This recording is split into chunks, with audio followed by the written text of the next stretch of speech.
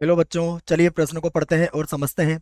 ज्ञात कीजिए कि दो छात्रों में 8 पुस्तकें कितनी विधियों से बांटी जा सकती है, जबकि उन्हें 3 और 5 पुस्तकें प्राप्त होती है। प्रश्न को हल करने से पहले प्रश्न के लिए हम मुख्य अवधारणा लिख लेते हैं। तो प्रश्न की मुख्य अवधारणा जिसकी सहायता से हम इस प्रश्न को हल करेंगे। मुख्य अवधारणा में हम एक सूत्र लिखेंगे जिसकी सहायता से इस प्रश्न को हल किया जाएगा। और वह सूत्र मैं लिख देता हूं। यह सूत्र है NCR बराबर होता है n का फैक्टोरियल बटा r का फैक्टोरियल और कोष्टक में होगा n-r का फैक्टोरियल।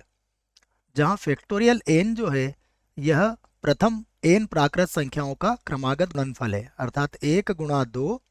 और इसी प्रकार यदि आप गुणा करते हो n प्राकृत संख्याओं का।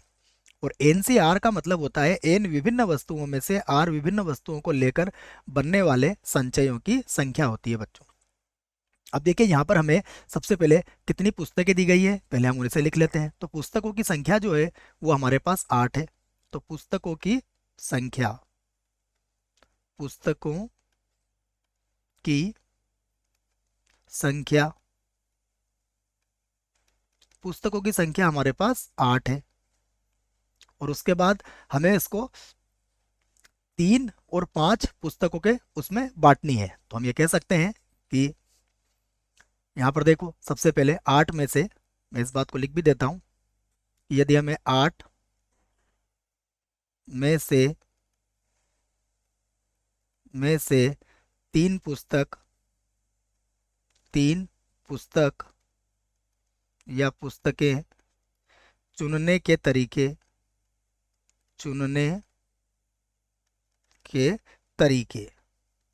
ये कितने होंगे? देखो, यदि 8 पुस्तक हमारे पास है और 8 में से हमें 3 पुस्तकें चुनना है तो इसके तरीके कितने होंगे? 8C3 होंगे। उसके बाद अब हमारे पास बचेगी 5 पुस्तकें। तो हम ये कह सकते हैं कि 5 में से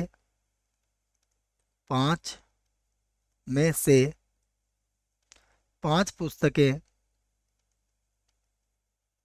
क्योंकि शेष 5 ही बचेगी हमारे पास, तो 5 में से 5 पुस्तकें चुनने के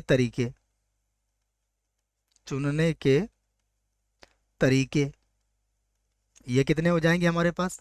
ये हो जाएंगे 5C5 के बराबर। तो अब हम लिख सकते हैं यहाँ पर, अतः कुल विधियां अतः कुल विधियां जो प्रश्न में पूछी गई हैं, तो कुल विधियां हो जाएगी हमारे पास 8C3 और गुणा 5C5। हम इसे हल कर लेंगे। तो 8C3 को कैसे हल करेंगे? ये होगा 8 का फैक्टोरियल बटा 3 का फैक्टोरियल और 8 में से 3 जाएगा तो 5 का फैक्टोरियल। और 5C5 का मान कितना होता है? ये तो 1 हो जाएगा। अब हम इसे हल कर लेते हैं। देखो, तो हम इसको जब हल करेंगे तो बराबर 8 का जो फैक्टोरियल होगा उसे हम लिख सकते हैं 8 गुणा 7 गुणा 6 और गुणा 5 का फैक्टोरियल। उसके बाद 3 का फैक्टोरियल क्या होगा? 3 गुणा 2 गुणा 1 और गुणा में आ जाएगा 5 का फैक्टोरियल, तो ये तो कट जाएगा। और उसके बाद 3 गुणा 2 से यह 6 भी कट जाएगा। तो हमारे पास आ जाएगा 8 का 7 से गुणा करोगे तो 56 विधियां हमारा उत्तर आ जाएगा। आशा करता हूं आपको इस प्रश्न का उत्तर समझ में आया होगा। धन्यवाद।